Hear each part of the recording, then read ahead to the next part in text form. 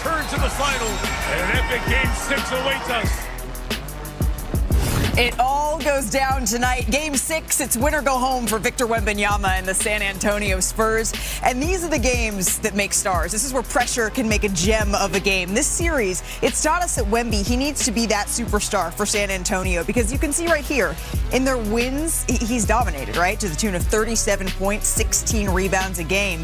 But in losses, those numbers have dropped to 22 and 9. He will need to be exceptional to force a Game 7 against the Thunder, who are now just one win away from their second straight finals appearance. And in this era of parity, the last team to do that, remember, it was the Warriors, who made 5 straight between 2015 and 2019. And health has just been such a huge factor in this series. So for more on the health of the Stars in Game 6, we say hello to our senior insider, Shams Charania. Shams, what can you tell us about the likelihood that Jalen Williams is going to be available for this game? Malika, Jalen Williams' status, as it's been ever since he suffered his second hamstring strain to the same hamstring in just under 1 month. It is very much up in the air tonight and moving forward here in this series if it does require a Game 7. He is doing more and more and progressing more and more in his pregame workouts, in his workouts off of team activities, at least for the public. But to have the second strain to the same hamstring just under 1 month just speaks to the severity of what this is and how sensitive and how tricky an injury like this can be. And we know Oklahoma City Thunder as an organization have always been cautious, and especially for a player like J-Dub, who has dealt with multiple different hamstring issues over the course of the season. He's now just 1 week out. This is typically an injury that is measured in weeks, not just days. Yeah, and you have to imagine feeling like they're 1 win away, having gotten this far without Jalen Williams. There's no A.J. Mitchell in this game as well. If it means getting him a little bit more time, that they can rest him and heal him, if they feel confident, they're going to give him as much time as he can possibly take. Shams, thank you very much for that insight here. This series, it has been back and forth. We've seen nail biters. We have seen excellent games. I mean, what a series this has been. And that is with the SGA struggling a little bit by his standards. Because, yes, he scored 26 a game, including 32 in Game 5. But the double teams have been giving him a little bit of trouble. Again, heavy on the little bit of trouble here. Wemby, meanwhile, he is the first player here to average 25 points, 10 rebounds, 3 blocks a game during a 5-game span of the conference finals since another Spurs great did it, Tim Duncan. That was back in 2023. But really, when you look at his numbers, as we showed early in the show, it's been feast or famine for him, which makes the bench scoring, right, all that more important. The Thunder bench has scored over twice as many points as the Spurs bench in this series. OKC's 51.4 bench points a game. That's on pace to be the most in conference finals history. As we say hello to our senior writer, Brian Windhorst, our do-it-all analyst, Chiney Agumake. It's going down, Brian. We have a Game 6 night. Why did I say that like the fan? It's going down, Brian. It's going down. It's going down, Brian. There Let we go. Stewie a little bit more importance of the game. You did sound like Stewie from Family Guy. It's called a tan, Brian. Time. Let's get back on track to this Game 6. If you're looking at the Oklahoma City Thunder being able to close this out, Mr. Windhorst, what's it going to take? Shea is in hell. Okay, you say he's struggling, and I agree, but he has never had a series where he has been this demanded from on offense. When you look at Stephon Castle in front of him most of the time, with Victor Wembanyama as the backline defense, with help coming from other players with size, he is having to work so hard, and it shows in his stats. We're talking about a player, Malika, who has shot over 50% and scored over 30 points a game for 4 straight years. In this series, he's shooting under 40% and averaging only 26 because this is such a fight.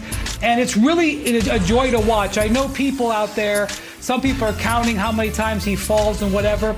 I think this is absolute strength on strength. The 2-time MVP at the top of his game going against the unanimous Defensive Player of the Year and his band of merry mates who fights him every possession without A.J. Mitchell, without Jalen Williams. And he's really relying on Cason Wallace and Alex Caruso, right. 2 guys who are not normally primary ball handlers, who've been promoted. Cason Wallace had the most assists he's had in any game in the playoffs last game, in the vital Game 5. And then Alex Caruso had 8 total assists in the first 4 games of the series, had 6 in Game 5 alone because he was trying to create to help Shea out.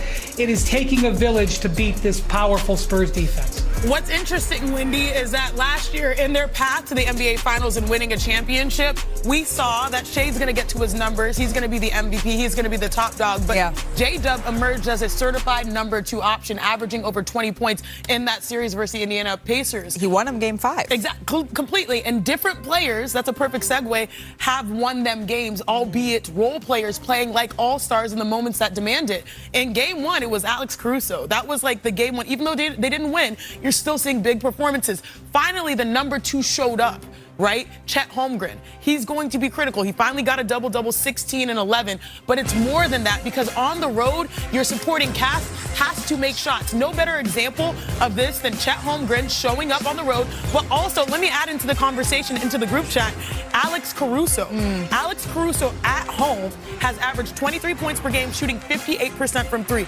On the road, though, 7.5 points per game. And so there's a drastic difference on how these guys are shooting the ball to provide help for Shea to not feel all of that pressure. And I don't think history in this case maybe is the best indicator of how tonight is going to go. But we did see the Thunder play a couple of 7-game series last season on their way to a championship. They were not good, Brian, in Game 6 against Denver. That was on the road. They were not good in Game 6 against the Indiana Pacers. That was on the road. And the last time that we saw all of these role players that Shanae is talking about back in San Antonio, a lot of them, Alex Caruso chiefly, really struggled in this game, knowing that it's not likely that J-Dub's going to play, knowing that there is no A.J. Mitchell. How can they make an adjustment there? They were not good in Game 4 in this series, the last time they played in San Antonio. Exactly. So I would agree with you. And so, like, they are going to need some energy early on from Chet Holmgren. Chet Holmgren and Isaiah Hartenstein were able to outplay Victor Wembanyama in Game 5. I'm not saying that's going to happen again, but if you look at Chet Holmgren and Hartenstein, I believe they outscored Wembanyama and they out-rebounded him together. It's going to take a team effort, but I love the way that Chet came into that game with a scorer's mindset. He has got to apply pressure to get some of the attention off of Shea, because Shea is struggling to breathe. I am actually very impressed with the numbers that Shea is putting up, and especially on the road where you can't necessarily count on those role players. Count on your other All-NBA guy. You know what's crazy, Wendy? What you say about Shea can be applied to Victor. Struggling to breathe. The physicality, you know, the way that they've gravitated to him. We have this new stat, gravity, right? Victor Wembanyama cannot breathe. We saw that in Game 5 in the same way that SGA is dealing with double teams, and that's why we're seeing some of those slow starts. And for me, it just comes down to how you style the game. Victor, to me, he was fatigued. That was a fatigue game. He did not have his legs. We saw that on the three-point shot. He was over 5 from 3. He got stuffed on some dunks, right? He should be more rested, but both guys play inside out, despite being a guard and a post player. In Game 1, Victor Wembanyama had 6 dunks, I believe. Now, in the last game, in the last win, he had 4 dunks. Right. Whenever he dunks the ball more, his team wins more. Go on the inside, similar to Shea. Shea has to be able to score in transition before the defense gets set up. Right. So it's interesting to see a guard and a post have similar pathways for success. But as much as we talk about Shea struggling offensively, what we really mean is he's struggling to score, because he is averaging 10 assists, right, a game. And so that would be, nearly 10 assists in the conference final. So while his scoring is down, the playmaking is there. It's just that the other guys have to capitalize on that. Yeah, the playmaking is hot and cold based off of his teammates being able to shoot. And we tend to see this hot and cold where it's cold on the road and hot at home. Because what does Perk say? Perk's not on the show, but role players play better at home.